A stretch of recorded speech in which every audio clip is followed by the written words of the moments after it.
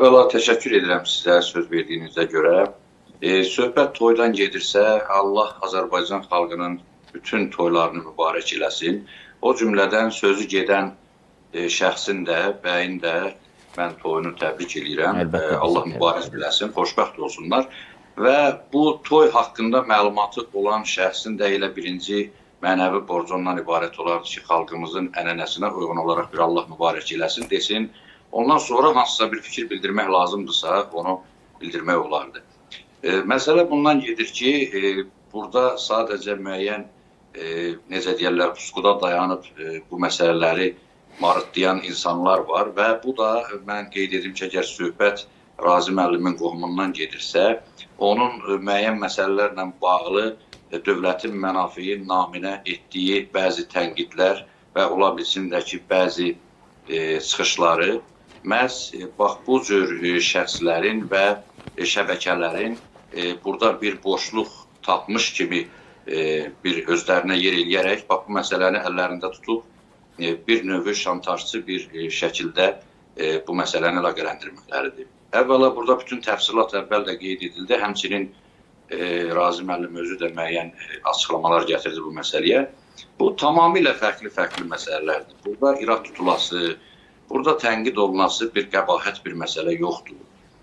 Necə deyərlər, toydur, toydakı şəxsin özünün arzusuna görə. Adamlar var ki, bizim elə əgər söhbət adət-ənənədən gedirsə, uşaq vaxtından tutaq ki, bəzən adətlərimizdə var, əhd edirlər ki, mən övladımın toyunu filan məkanda keçirəcəm, filan bölgəmizdə və yaxud da indi biz vaxtı ilə deyirdik ki, biz Qarabağ torpaqlarımız azad olunsun, gedək orada məsələn toy keçirək, şənlik keçirək. İndi də deyirik ki, o gün olsun ki, gedək İrəvanda, Göyçədə, Zəngəzurda bir şadlıq, şənlik keçirək. Burada təbiidir ki, bir iş adamının, bir imkanlı şəxsin, hələ xüsus da ki, ömrünün çox hissəsini xarici ölkədə, məsələn Rusiyada yaşamış bir şəxsin, tutaq ki, Dubayda və yaxud da ki, bir başqa müsəlman ölkəsində öz toyunu qeyd etməsini arzu etsin. İkinci də ki, toy sahibi də, yəni toyu edən şəxs, belə deyək ki də, indi müasir dövrdə artıq bizim o keçmiş ənənələrlə biz biraz danışırıq ki, sanki elə toyu ancaq ata eləməlidir, valideyn eləməlidir. İndi gənclər var, imkanlı şəxslər var, tutaq ki, özünə toy eləyir, öz imkanı var ona. Tutaq ki, özünün çevrəsi var, dairəsi var, onlar da ola bilsin ki, indi başqa uzaq məsafələrdən qət eləyib gəlmək baxımından mı deyək, hansısa bir münasib məkan kimi oranı seçiblər və bizim bu qanunlarımızda, qaydalarımızda da belə bir qadağa filan yoxdur ki, məhdudlaşdırılır. Kimsə, bizim Birləşmiş Ərəb Əmirliklərindən də yer gəlmişkən Tural müəllim, bir sual verim. Aspektlərimiz var.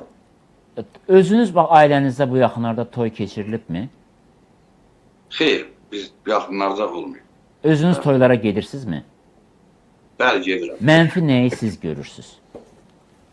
Təbii ki, başqa sahələrdə olduğu kimi Elçin müəllim, bu toy sahələrində də müxtəlif, necə deyərlər, israfçılıqla bağlı və yaxud da bir qədər şöhrətbazlıqla bağlı, bax, belə nüanslara rast gəlirik. Təbii ki, o da, bayaq, hörmətli Ceyhun müəllim çox gözəl toxundu. Son dövrlərdə mi deyək və yaxud da müxtəlif boşluqlar yarananda mı, insanların təfəkküründə, bəlkə də xasiyyətində, xarakterində, psixologiyasında bir qədər dəyişiklik hiss olunur. Bu, ola bilər ki, müasir texnologiyalarla əlaqədardır. Nə bilim, müxtəlif insanların iş rejiminin pozulması, sosial problemlərlə mən oralarına varmıram. Ancaq bu müşahidə olunur ki, bəzən insanlarda bir qədər şöhrətbazlıq, mənfi hisslərin daha qabarıq şəkildə təzahür etməsini hiss edirik. Tutaq ki, tamahkarlıq, paxıllıq. Məsələn, bax, bu məsələdə mən onu açıq-aşkar gördüm ki, indi açıq ifadə eləmək də olmur. Bəziləri sanki elə açıq-aşkar deyir ki, mən həsəd aparıram da, mən paxıllıq eləyirəm, bu niyə burada toy eləyim?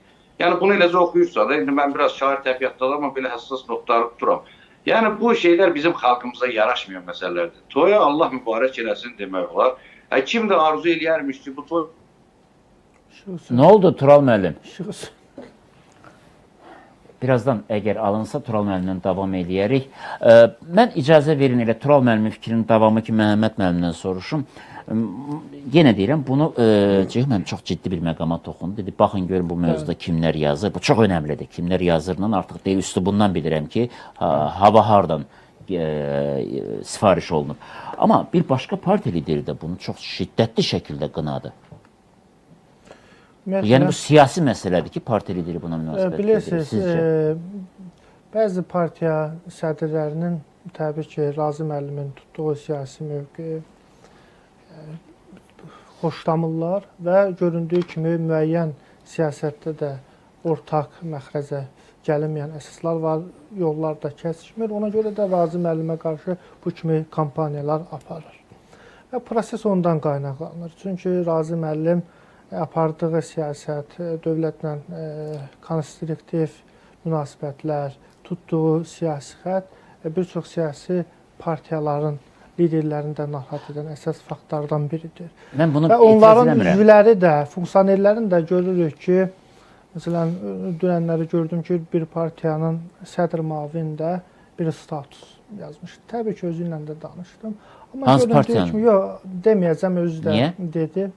Artıq onunla öz aramızda məsələni həll elədim. Yəni, proses bundan ibarətdir ki, qara kampaniya apardılar. Amma təbii ki, o həmin partiya sədrləri də, müavinləri də bilirlər Tural müəllim də qayıtdı. bilirlər ki, bu məsələlər sadəcə olaraq sünidir. Mən də o fikirdəyəm, əlbəttə. Amma Tural müəllim, gəlin bir şeydə, hər halda siyasətçisiz həm də, çünki siyasi partiyada sədr müavinisiz deyə soruşuram. Təxminən bilirdiniz ki, ilin sonunda və yaxud da ilin əvvəlində, fərqi yoxdur da, bu toy olacaq və ondan iki həftə öncə, bir həftə öncə parlamentdə bu mövzuda ən azı danışmazdı. Üstündən biraz keçərdi, sonra danışa bilərdiniz. Mümkün deyildi elə. Çox üst-üstə düşdüyə əsas verdik. Yəni siz Razi müəllimin çıxışını mı demək istəyirsiniz toylarla bağlı? Hamı da onu deyirdi. Bir həftə qabaq danışdı, sonra bu toy oldu. Yəni heç olmazsa bunu... Elçi müəllim, o hər halda özü də bu məsələlərə indi səmimi şəkildə aydınlıq gətirdi.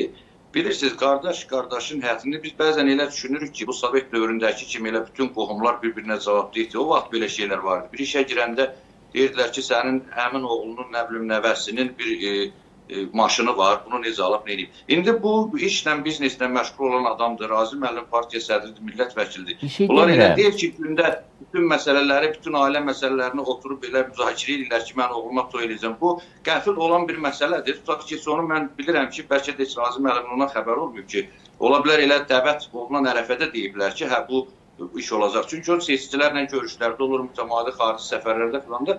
Yəni, bu düzdür. Bir şey də var ki, Elçi müəllim, bir şey də var ki, axı bu toyda bir tutaq ki, Razi müəllimin etdiyi tənqidlərdən kənara çıxan, o çərçivədən kənara çıxan bir nöqsan yoxdur axı burada. Bax, bu məsələyə biz münasibət bildirməliyik ki, bu hər şeyi də standartlaşdırıb eyni çərçivəyə salmaq olmaz.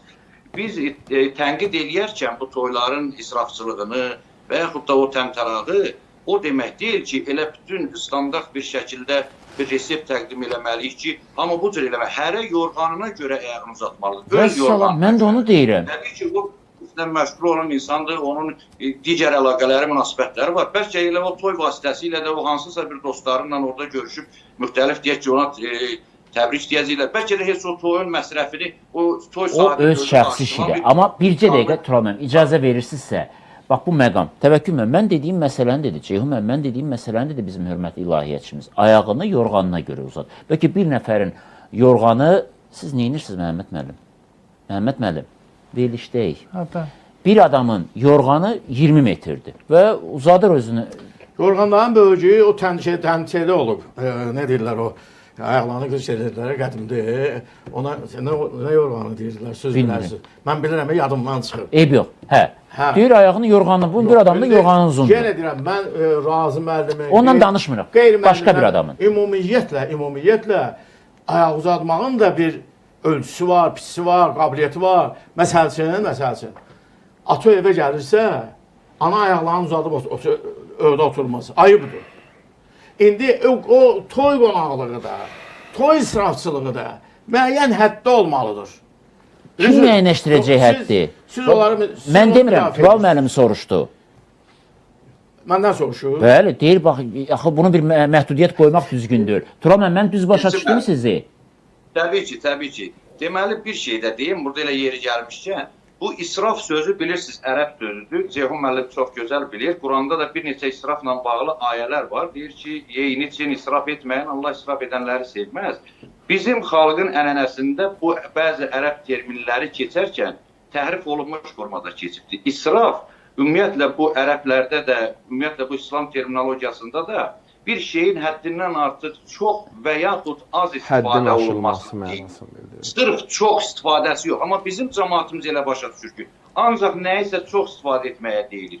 İndi bir şey var ki, bu toylarla bağlı da adam var ki, onun imkanı genişdir. Tutaq ki, o istəyir ki, insanlara bir qədər fərqli yeməklər təqdim eləsin və onları daha gözəl şəkildə razı salsın. Bəzi adamın da imkanı məhduddur. Biz onun üçün deyirik ki, hərə özünün necə deyirlər, büdcəsinə uyğun etsin bu toyları. Yoxsa standartlaşdırmaq olmaz ki, sırf elə hamı bir dənə qanun qəbul olunub, tutaq ki, toyda sırf bu yeməklər verilməlidir. Bu məqsədə uyğun olmaz. Bu bizim adətlərimizə də xələl gətirər. Təbii ki, hər bir halda yenə də israfın qarşısı alınmalıdır. Bundan razıyam, israfın qarşısı alınsın. Ola bilsin ki, o toy o cür olmuş olmasaydı, israf olunmuş olardı. Çünki normadan artıq istifadə olunmuş olardı nəsə. İndi o öz yorğanına görə, hərə öz imkanına görə ayağını uzadır. O cür, ələl xüsusda mən bir ilahiyyatçı kimi həm də bunu qeyd edirəm ki, mən orada israfçılığa aid bir şey görmədim. Və bu tənqid eləyənləri də, belə deyək ki, bir sui-zənnə qapılaraq günaha batdıqlarını görürəm. Çünki bir şey haqqında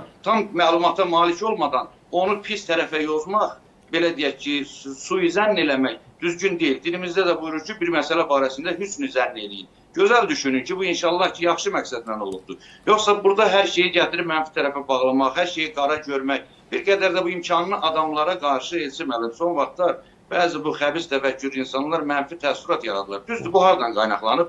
Müxtəlif məmurlar müxtəlif vaxtı bir qədər bu talançılığa yol veriblər, həbs olunublar və s. Bir qədər məmur obrazına da mənfilik gəlib. Əslində bu düzgün məsələ deyil. Məmur demək dövlətin bir vəzifəli şəxsi deməkdir. Bu da bir dövlətin bir parçasıdır. Necə deyir, xalqın bir xidmətçisidir.